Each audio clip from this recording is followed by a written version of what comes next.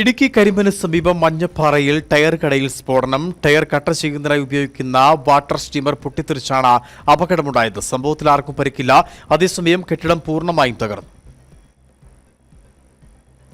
അടിമാലി കുമളി ദേശീയപാതയിൽ കരിമ്പിന് സമീപം മഞ്ഞപ്പാറയിലാണ് സ്ഫോടനമുണ്ടായത്.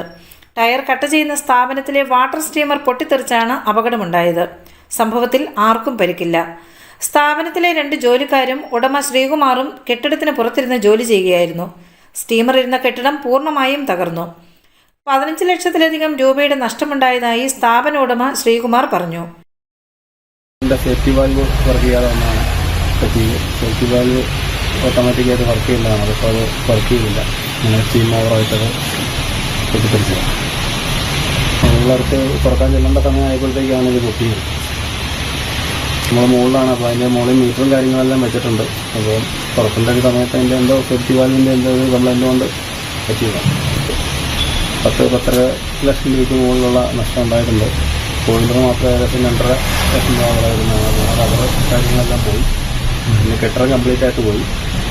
മൊത്തത്തിൽ തീർന്ന ഒരു 10-20 ലക്ഷം രൂപയ്ക്ക് മുകളിൽ വേണ്ടി വരും. ടയർ കട്ട് ചെയ്യാനായി ഉപയോഗിക്കുന്ന വാട്ടർ സ്റ്റീമറിന്റെ വാൽവ് തകരാറിലായതാണ് സ്ഫോടനത്തിന് കാരണമെന്നാണ് നിഗമനം. ഇടുക്കിയിലെ അഗ്നിശമന സേനയും പോലീസും സ്ഥലത്തെത്തി മേൽനടപടികൾ സ്വീകരിച്ചു. തലനാരിഴയ്ക്കാണ് വൻ ദുരന്തം ഒഴിവായത്. Idukki vision news, Idukki. ഇനി ലോ പ്രൈസിൽ ഹൈ റേഞ്ച് ഓണം.